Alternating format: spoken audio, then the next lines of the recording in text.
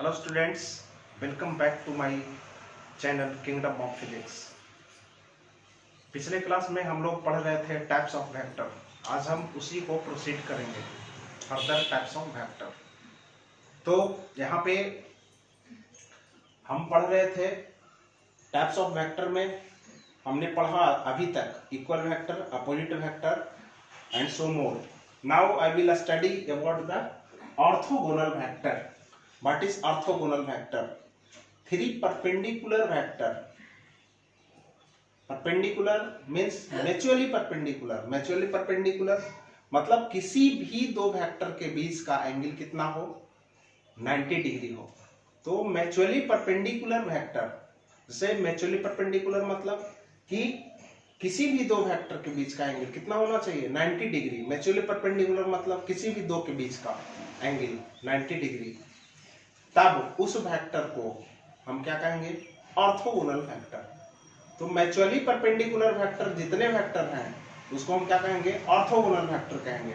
अब सवाल ये उत्पन्न होता है कि ऑर्थोगोनल वेक्टर, जैसे हम किसी प्लेन की बात करें, जैसे इस प्लेन की बात करें हम, तो किसी प्लेन में मात्र दो ही वेक्टर ऐसा हो सकता है जिसके बीच में, मतलब किसी भी दो के बीच का एंगल कितना हो, 90 डिग्री।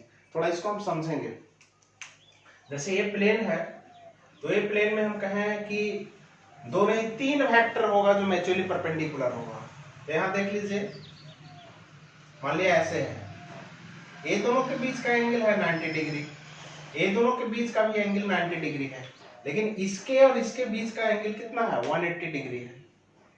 तो यहाँ पे म्यूचुअली परपेंडिकुलर ये दोनों नहीं है, ठीक है, ये दोनों म्यूचुअली परपेंडिकुलर नहीं है। अब कहना है हमें कि म्यूचुअली परपेंडिकुलर वेक्टर होना चाहिए। तो यहाँ जब भी है तो किसी प्लेन में कितना हो, दो ही वेक्टर संभव है जो म्यूचुअली परपेंडिकुलर हो। मतलब किसी भी दो इसके बीच में या इसके बीच में जो भी हो, 90 डिग्री होना चाहिए। तो यहाँ पे दो ही वेक्टर है किसी प्लेन में म्यूचुअली परपेंडिकुलर होने की संभावना। तो यहाँ पे in a plane there is two orthogonal vector, मतलब किसी भी प्लेन में दो ही वेक्टर ऐसा हो सकता है जो म्यूचुअली परपेंडिकुलर हो। तो कितने ऑर्थोगोनल वेक्टर होंगे, 2 किसी प्लेन में। अब दूसरा है इन ए स्पेस। स्पेस मतलब कि 3 डायमेंशनल। जैसे और भी आप ले लीजिए, कोई जरूरी नहीं कि इसी प्लेन में, अलग प्लेन में भी आप ले सकते हैं। तो उस तरह के 3 म्यूचुअली परपेंडिकुलर वेक्टर है। तीसरा कैसे होगा, चाहे ऐसे हो चाहे इनवर्ड हो। जैसे इसको हम देख लें, इसके और इसके बीच का एंगल कितना है, 90 डिग्री है, इसके और इसके बीच का एंगल कितना है, 90 डिग्री है। तो इस प्रकार से किसी स्पेस में कितने म्यूचुअली परपेंडिकुलर होंगे, 3 वेक्टर होंगे। तो किसी स्पेस में 3 म्यूचुअली परपेंडिकुलर वेक्टर होंगे, दैट मींस 3 ऑर्थोगोनल वेक्टर होगा। क्लियर। अब जो इंपॉर्टेंट जो सबसे टॉपिक है जिसका हर जगह इस्तेमाल होता है, वह है आपका यूनिट वेक्टर। अब यूनिट वेक्टर है क्या, सबसे पहली बात, यूनिट मींस 1। तो जिस वेक्टर का मैग्नीट्यूड 1 होगा, यूनिट होगा, उसको हम कहेंगे यूनिट वेक्टर। अब कोई भी वेक्टर हो, किसी भी वेक्टर का यूनिट वेक्टर होता है, ये चीज याद रखिएगा। किसी भी वेक्टर का यूनिट वेक्टर होता है, ये नहीं कि यूनिट वेक्टर कोई स्पेशल वेक्टर है, किसी भी वेक्टर का यूनिट वेक्टर होता है। जैसे कोई भी वेक्टर है a, तो unit vector of a is represented by a cap, ठीक है। अब हम समझेंगे किसी भी वेक्टर का, सबसे पहली बात कि यूनिट वेक्टर का मैग्नीट्यूड कितना होता है, unit vector having magnitude unit 1 होता है, और यही जो यूनिट वेक्टर है वही डायरेक्शन शो करता है किसी वेक्टर का। It show direction of any vector. अब इसको हम और डिस्क्राइब करेंगे। तो इसका डिफिनेशन अगर हम दोनों को जोड़ दें, दोनों को इसको हम कंबाइन करके एक डेफिनेशन लिखना चाहें तो होगा क्या, unit vector which magnitude is unit माने 1, ठीक है, क्या हो, यूनिट मैग्नीट्यूड हो, and show the direction of A vector. मतलब किसी भी वेक्टर के डायरेक्शन को कौन शो करता है, यूनिट वेक्टर। कैसे शो करता है, किस तरह से होता है, इसको हम डिस्क्राइब करेंगे। तो इसको पहले आप नोट डाउन कीजिए, उसके बाद फिर से हम इसको आगे फर्दर कंसेप्ट को क्लियर करते हैं।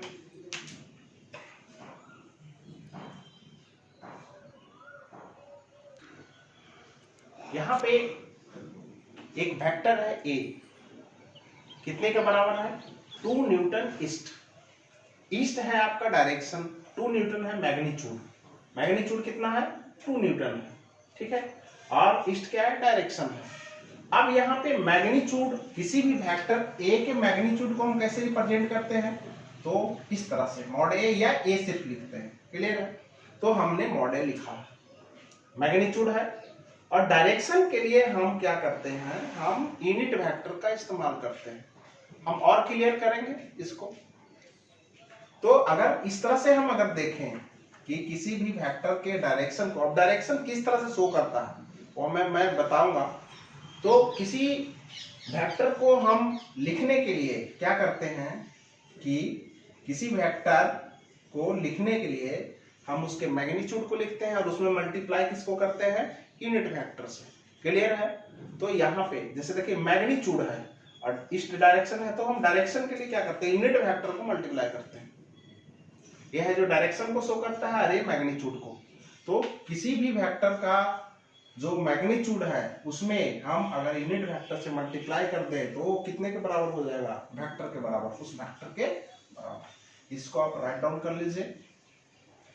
अब यहाँ पे और दूसरे तरीके से हम समझेंगे। जैसे हम 2 में हम 2 से डिवाइड कर दें तो इसका मैग्नीट्यूड कितना हो जाएगा? 1 हो जाएगा, हो जाएगा।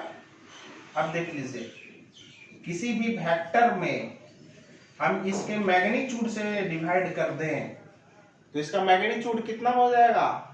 1 हो जाएगा, हो जाएगा। अब कोई भी वेक्टर है, जैसे 2 में हम 2 से डिवाइड कर दें तो इसका 1 हो जाएगा। और इसमें क्या क्या है? मैग्नीट्यूड भी और डायरेक्शन भी है। तो इसका मैग्नीट्यूड अब कितना हो गया? से यहाँ देख लीजिए, इसमें क्या क्या चीज है? मैग्नीट्यूड है और डायरेक्शन है। अब हम जैसे 2 न्यूटन ईस्ट है, 2 न्यूटन ईस्ट है और इसमें हम 2 न्यूटन से डिवाइड कर दिए तो कितना हो जाएगा? इसका मैग्नीट्यूड 1 हो जाएगा। तो 1 जिसका मैग्नीट्यूड है विथ डायरेक्शन, उसको हम कहते हैं क्या? यूनिट वेक्टर कहते हैं। तो ये यूनिट वेक्टर के बराबर हो जाएगा, ठीक है। इस तरह से समझ सकते हैं इसको। तो किसी भी ए वेक्टर के यूनिट वेक्टर को एक कैप से, मतलब भी को उल्टा करके उसको टोपी पहना देते, उससे रिप्रेजेंट करते हैं। तो यहाँ unit vector of vector A is equal to vector A divided by magnitude of vector A, clear है। अब यहाँ पे किसी पार्टिकुलर डायरेक्शन के लिए, किसी पार्टिकुलर डायरेक्शन के लिए यहाँ पे जो स्पेसिफाइड कुछ यूनिट वेक्टर्स हैं, जैसे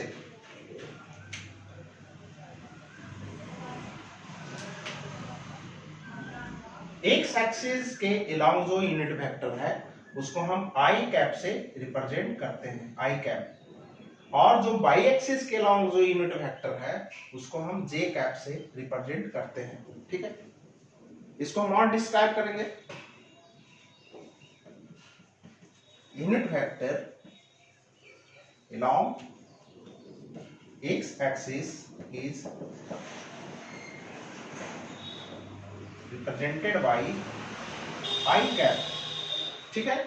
और unit vector along y axis is represented by j cap। और एक और एक्सिस होता है z एक्सिस, जो इसके परपेंडिकुलर होता है, ठीक है। मतलब इस प्लेन के परपेंडिकुलर में होता है, इस तरह से, एक बाहर की ओर एक अंदर की ओर। तो ये है Z axis, 3 maturely perpendicular axis, ठीक है। हमने डिस्कस कर चुका है बेसिक कंसेप्ट्स में। तो यहाँ पे 3 मैच्योरली परपेंडिकुलर जो वेक्टर एक्सिस है, तो ये एक्स एक्सिस है, ये वाई एक्सिस है, ये रहा आपका एक्स एक्सिस, ये रहा वाई एक्सिस। अब जेड एक्सिस को हम कैसे दिखाते हैं? तो इस तरह से दिखाते हैं, ये रहा आपका जेड एक्सिस, ठीक है। अब जेड एक्सिस रियली में है क्या? तो ये परपेंडिकुलर टू दिस प्लेन है, ठीक है, इस तरह से। तो एक्स एक्सिस के अलोंग जो यूनिट वेक्टर है उसको हम आई कैप से रिप्रेजेंट करते हैं, और वाई एक्सिस के अलोंग जो है उसको जे कैप से, ठीक है। और जो जेड एक्सिस के अलोंग है उसको हम किस चीज से रिप्रेजेंट करते हैं, के कैप से। तो unit vector along Z axis is represented by what, के कैप। क्लियर है,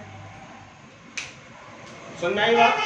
तो यहाँ पे यूनिट वेक्टर आई कैप एक्स एक्सिस के अलावा, जे कैप वाई एक्सिस के अलावा, के कैप जेड एक्सिस के अलावा। अब इसका मीनिंग क्या है, इसका उपयोग क्या है, हम इसका किस तरह से उपयोग करेंगे, ठीक है, इसको हम समझते हैं। ठीक है,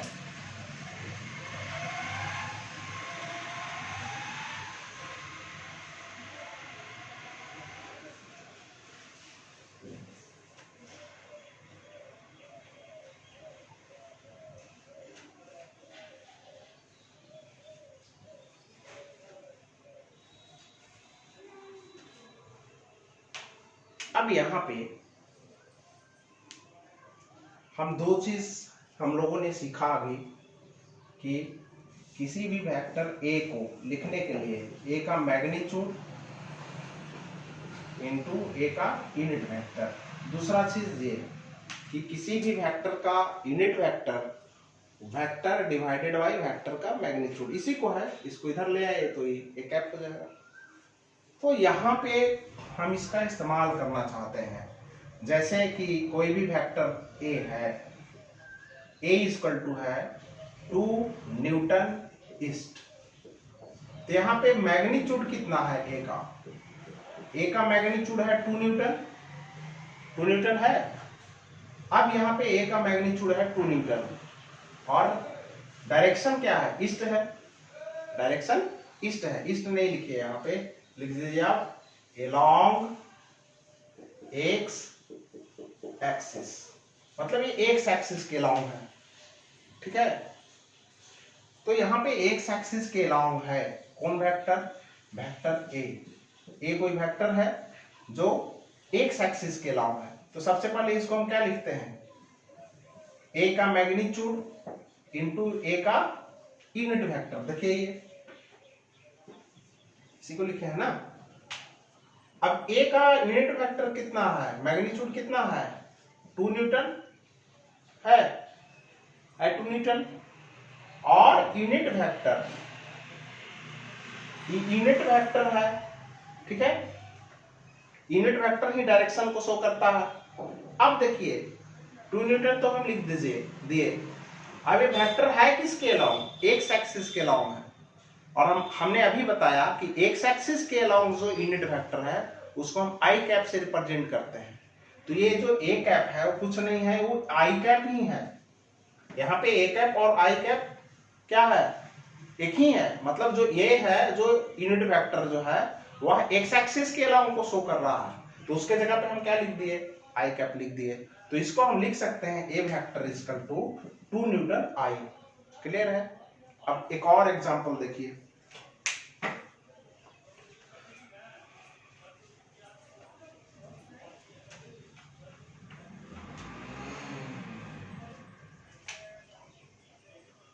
जैसे B vector, B equal to 10 newton along Y axis.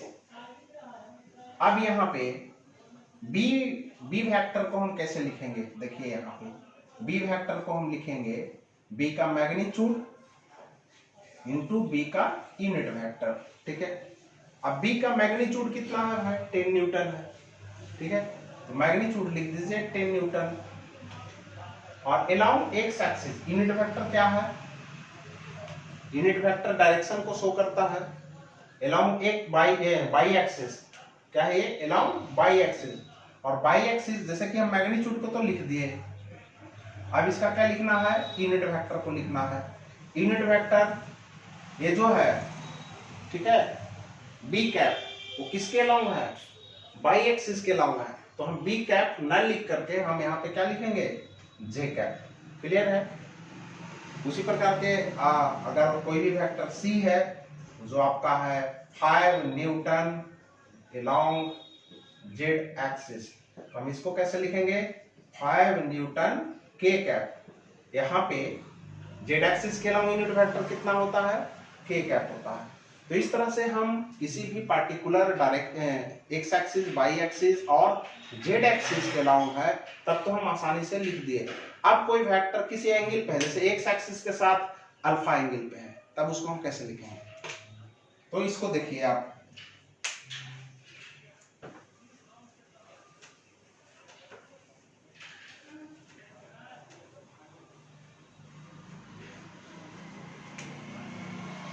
सबसे पहली बात कि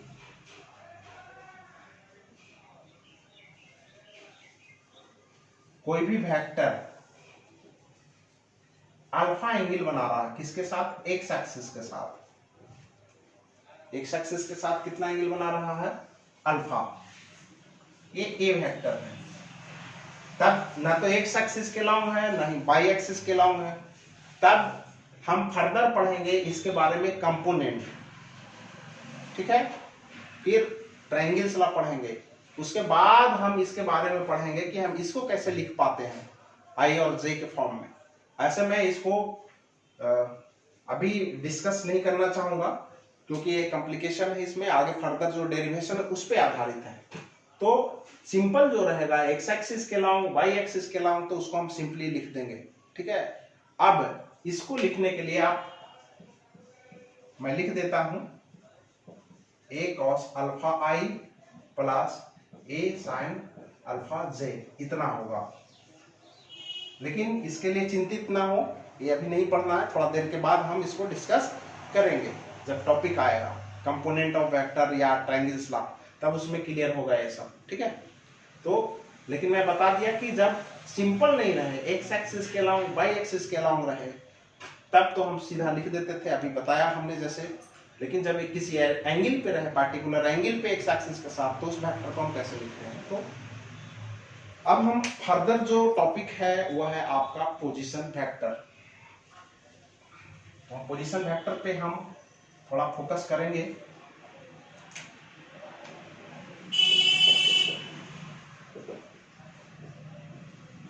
अब ये नाम से ही है पोजीशन। पोजीशन मतलब किसी भी पोजीशन वेक्टर होता है किसका? तो किसी पार्टिकुलर पॉइंट का होता है। पोजीशन वेक्टर किसका होता है? पॉइंट का होता है। अब पॉइंट का होता है, ठीक है? तो दूसरी चीजें हैं कि किसी के रेफरेंस में होता है, किसी के रेफरेंस में होता है। जैसे रेफरेंस फ्रेम आप पढ़े हैं, रेफरेंस एक्सिस पढ़े हैं, ओरिजिन पढ़े हैं ना? रेफरेंस एक्सिस नहीं पढ़े तो ओरिजिन पढ़े हैं ना? तो ओरिजिन के रिस्पेक्ट में, या आप जहां से मेजर कर रहे हैं किसी पार्टिकुलर, जैसे कि ए ऑब्जेक्ट है, फिर से देखिए इसको समझिए। ए ऑब्जेक्ट है, ए बच्चा कहेगा कि हमसे 2 मीटर की दूरी पे है, वो बच्चा कहेगा कि नहीं 3 मीटर की दूरी है, और पीछे वाला कहेगा नहीं 5 मीटर की दूरी पे है हमसे। इसका डिस्टेंस हमसे 2 मीटर, कोई 3 मीटर बता रहा है, कोई 5 मीटर बता रहा है, सबकी बात सही है। लेकिन इस तरह से अगर हम किसी क्वेश्चन को एनालाइज करेंगे, एनालिसिस करेंगे, तो इनफिनाइट नंबर ऑफ आंसर आएगा उसका। तो जब एक्सपेरिमेंट करते हैं कहीं भी, तो हम एक रेफरेंस पॉइंट लेते हैं, सारा बच्चा वहीं से डिस्टेंस को मेजर करेगा, ठीक है? मान लिया जाए कि ये रेफरेंस पॉइंट है, ये कौन सा है? ये आपका ओरिजिन है। अब कहे कि ये ओरिजिन से सारा लोग इसको डिस्टेंस मेजर कीजिए, तो सारा बच्चा जो है सेम डिस्टेंस बताएगा, जो इतना है, ठीक है? समझ में आ रही बात? मान लीजिए पी पॉइंट है, आप कहें कि पी पॉइंट जो है, ये बच्चा बताओ, तो बोलेगा नहीं 1.5 मीटर है, वो कहेगा नहीं 2 मीटर 5 पॉइंट है, वो कहेगा नहीं 3.5 मीटर है ना? तो सब अपना डिफरेंट डिफरेंट आंसर बताएगा। लेकिन हम कहें नहीं, अब इस रेफरेंस पॉइंट से आप इसको मेजर कीजिए, कोई भी जो यहाँ पॉइंट है उसको रेफरेंस पॉइंट से रेफरेंस में लीजिए, तब कहेगा नहीं इसका कुछ ना कुछ डिस्टेंस है यहाँ पे। अब यहाँ पे इस पॉइंट का, इस पी पॉइंट का कम से कम ओरिजिन से कुछ ना कुछ निष्कर्ष निकल रहा है। अब कहे नहीं, डिस्टेंस के साथ साथ उसका डायरेक्शन भी हमको बताइए, मतलब पोजीशन, एग्जैक्ट लोकेशन कहाँ है। जैसे इस प्लेन में पॉइंट है, तो सबसे पहले डिस्टेंस से सिर्फ काम नहीं चलेगा, डिस्टेंस और भी तो है। जैसे इस पॉइंट से मान लीजिए r डिस्टेंस पे है, p पॉइंट जो है r डिस्टेंस पे है, तो r डिस्टेंस पे और भी इधर भी तो पॉइंट है, इधर भी तो पॉइंट होगा r डिस्टेंस पे, तो कितने पॉइंट, तो नहीं, हमको डिस्टेंस के साथ साथ एक डायरेक्शन भी बताइए, पार्टिकुलर किस डायरेक्शन में है।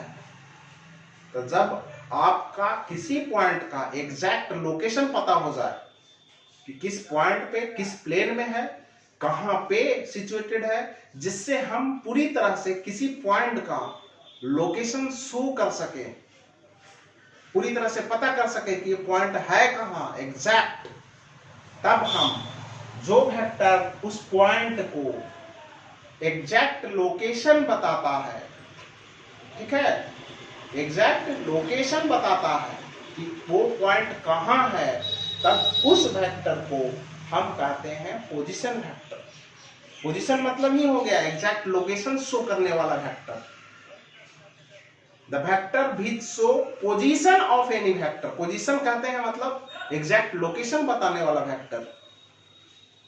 तो यहाँ पे पोजीशन वेक्टर मतलब the vector which show position of any point in a plane और इन ए स्पेस, मतलब किसी प्लेन में हो या स्पेस में हो, तो उस वेक्टर को हम कहते हैं पोजीशन वेक्टर। तो सबसे पहले इसको राइट डाउन कर लेते हैं।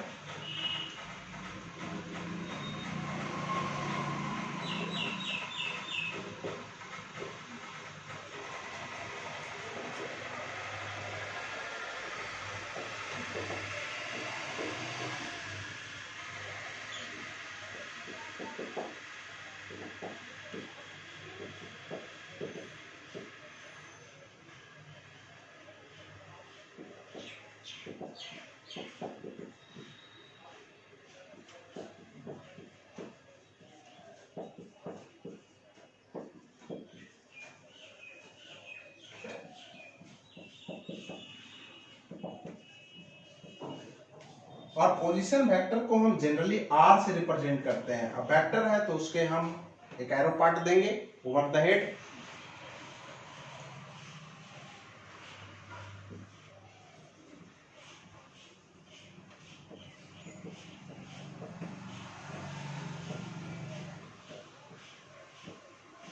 इसको जनरली किस से रिप्रेजेंट किया जाता है, r से रिप्रेजेंट किया जाता है।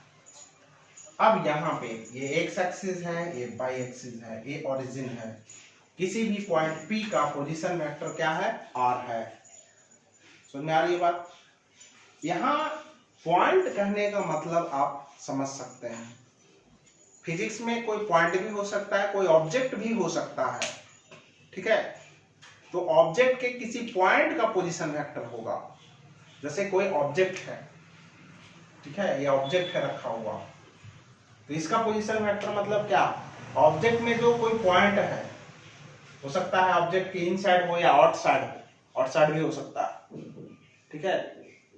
तो किसी ऑब्जेक्ट के कोई पॉइंट का पोजीशन वेक्टर, रियली में पॉइंट नहीं होता लेकिन ऑब्जेक्ट का पॉइंट हो जाएगा यहाँ पे, क्लियर है, किसी एक पॉइंट का ही पोजीशन वेक्टर होगा।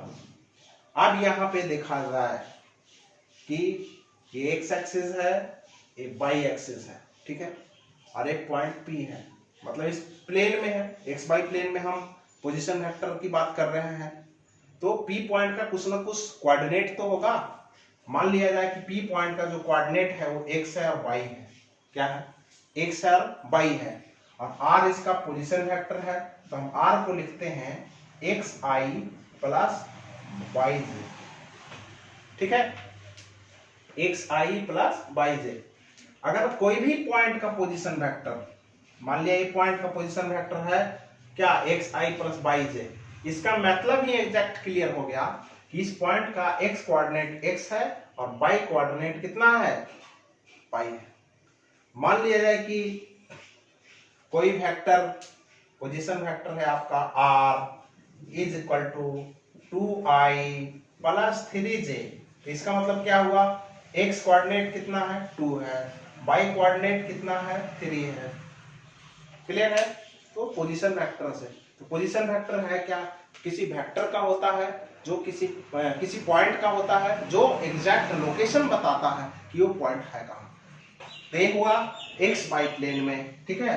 अब आपको एक्स वाई जेड मतलब हम स्पेस में किसी भी पॉइंट का या ऑब्जेक्ट का पोजीशन वेक्टर कैसे शो करते हैं।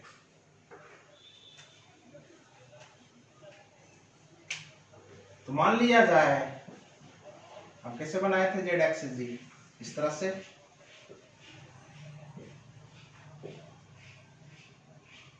अब यहां मान लिया जाए कि P पॉइंट है और P पॉइंट का जो कोऑर्डिनेट है x, y और z है। क्या है मतलब, क्या हुआ कि y एक्सिस से इसका डिस्टेंस x है, x एक्सिस से इसका डिस्टेंस y है और z इस प्लेन से इस पॉइंट का डिस्टेंस z है। क्लियर है। और इसका पोजीशन वेक्टर जो है वो r है। इस P पॉइंट का जो पोजीशन वेक्टर हो कितना है, r है। तो यहां पे r इक्वल टू हो जाएगा xi plus yj plus zk। Physics में कैसे लिखा गया, क्यों लिखा गया, सारा चीज है। जब तक इस चीज को आप नहीं जानिएगा तो फिजिक्स रटना पड़ेगा, और फिजिक्स रटने वाला चीज है ही नहीं। Physics is the easiest subject if you gain the concept, otherwise it is the toughest. तो यहाँ पे ये कैसे हुआ, वो कैसे हुआ, ये सवाल दिमाग में उत्पन्न होना चाहिए, तभी कंसेप्ट क्लियर होगा।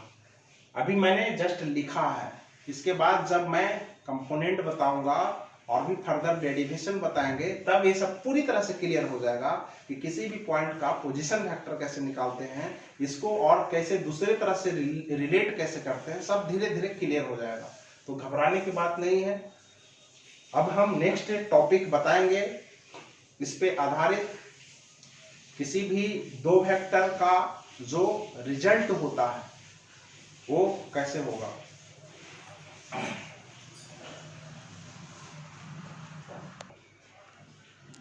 तो अभी हम सारे जितने भी टाइप्स ऑफ वेक्टर थे उसका एनालाइज किए हम। अब एक चीज और, एक टॉपिक यहाँ पे थोड़ा सा और डिस्कस कर देते हैं, उसके बाद हम जाएंगे क्या, addition of vector, resultant of vector पे। तो सबसे पहली बात कि हमने अभी पढ़ा कि ऑर्थोगोनल वेक्टर मतलब म्यूचुअली परपेंडिकुलर वेक्टर। अब यहाँ पे आई कैप, जे कैप और के कैप की बात करें। आई कैप है क्या, एक्स एक्सिस के लॉन्ग जो यूनिट वेक्टर है। जे कैप क्या है, वाई एक्सिस के लॉन्ग जो यूनिट वेक्टर है। और जेड कैप क्या है जी, जेड एक्सिस के अलोंग जो यूनिट वेक्टर है। अब तीनों तो वेक्टर है और तीनों म्यूचुअली परपेंडिकुलर है। हमने बता चुका है कि जो म्यूचुअली परपेंडिकुलर वेक्टर होगा वो ऑर्थोगोनल वेक्टर होगा। क्या, ऑर्थोगोनल वेक्टर। और यहाँ पे ऑर्थोगोनल वेक्टर तो है ये तीनों, लेकिन कैसा वेक्टर है ये यूनिट वेक्टर भी है। कैसा वेक्टर है, यूनिट वेक्टर भी। तो आई, जे और के कैप जो है वह ऑर्थोगोनल यूनिट वेक्टर होगा। ठीक है। तो यहाँ पे आई कैप, जे कैप एंड के cap is orthogonal unit vector. तो यहाँ पे आई, जे, के कैप क्या होगा, ऑर्थोगोनल यूनिट वेक्टर होगा। अब यहाँ पे बहुत सारे ऐसे वेक्टर हैं जो ऑर्थोगोनल यूनिट वेक्टर हैं, जैसे पोजीशन वेक्टर के अलावा, पोजीशन वेक्टर कोई पी पॉइंट है, इसके अलावा हम एक वेक्टर और लिखते हैं, पोजीशन वेक्टर का यूनिट वेक्टर, उसको जनरली ईआर से रिप्रेजेंट करते हैं। यूनिट वेक्टर को ईआर से भी रिप्रेजेंट करते हैं। ठीक है। और पोजीशन वेक्टर के परपेंडिकुलर डायरेक्शन में, चाहे इधर चाहे इधर, एक और यूनिट वेक्टर होता है। हम, ये हो गया रेडियल यूनिट वेक्टर, इसको हम क्या कहते हैं, पोजीशन वेक्टर के अलावा जो यूनिट वेक्टर हुआ तो उसको हम क्या कहें, रेडियल यूनिट वेक्टर। और पोजीशन वेक्टर के परपेंडिकुलर डायरेक्शन में जो वेक्टर होगा, जो यूनिट वेक्टर होगा, उसको हम कहते हैं ट्रांसवर्स यूनिट वेक्टर। हालांकि इसका डिस्क्रिमिनेशन उन बच्चों के लिए है जो बहुत फर्दर का कंसेप्ट गेन करना चाहते हैं, ठीक है। और इस चीज़ का यूरोप में ब्रॉडली ये है यूज होता है और डिफरेंट किताबों में यूज होता है। और देखिए कंसेप्ट जो भी है वह तो ठीक है, लेकिन जब प्रॉब्लम्स बनाते हैं तब उसका इस्तेमाल होता है, कॉन्सेप्ट का इस्तेमाल प्रॉब्लम्स में होता है। अब प्रॉब्लम्स हम कितने तरह से बना रहे हैं, कैसे बना रहे हैं, इस पे निर्भर करता है। इसका मतलब है कि प्रॉब्लम्स 2-3 तरीके से बनता है, सही बात है। तो आप चाहें तो कंसेप्ट जितना हाई करेंगे उतना ही आपका जो मेथोडोलॉजी है, मतलब बनाने का जो तरीका है वह चेंज होगा, ठीक है। तो फिलहाल हम इस पे ज़्यादा डिस्कस नहीं करना चाहेंगे। क्लासरूम में जो बच्चे होते हैं जो थोड़ा कंसेप्ट ज़्यादा लेना चाहते हैं तो उसको एक्स्ट्रा हम क्लास दे देते हैं और ब्रॉडली पढ़ाते हैं। ये तो सब बस नॉर्मल है। यह तो एकदम तय है कि जो बच्चा वीडियो लेक्चर से आईआईटी करना चाहते हैं तो हमें संशय लगता है, क्योंकि बहुत सारी खामियां, भले ही इंडिया का बेस्ट टीचर उसे पढ़ाए, बहुत डिफिकल्ट हो जाता है। बहुत सारी चीजें हैं, मनोविज्ञान है उसके पीछे, लेजीनेस हो जाता है, जैसे घर में बैठे रहते हैं, वीडियो देखने का मन नहीं करता है, आए कल देख लेंगे। तो ऐसी बहुत सारी चीजें हैं जो जुड़ी होती है। तो इससे, और जिन बच्चों को लगता है कि एजुकेशन लेना इतना मुश्किल है, तो नहीं, बहुत सारे लोग ऐसे भी हैं हमारे देश में या नेशन में या और भी वर्ल्ड में बहुत सारे लोग हैं जो इस तरह से हैं, जो कुछ जो पुअर स्टूडेंट्स हैं उसको हेल्प करते हैं, बहुत सारा। तो यहाँ पे इकोनॉमिकली फैक्टर नहीं है, आप चाहें तो अपना इतिहास भी बना सकते हैं। हम विशेष आज आपका टाइम नहीं लेंगे, तो फर्दर अगले क्लास में हम डिस्कस करेंगे, और बहुत ही इंपॉर्टेंट क्लास है अगला क्लास, उसी से पूरा जो वेक्टर चैप्टर है उसी पे आधारित है। तो बने रहें आदर्श के साथ, ब्रेक के बाद।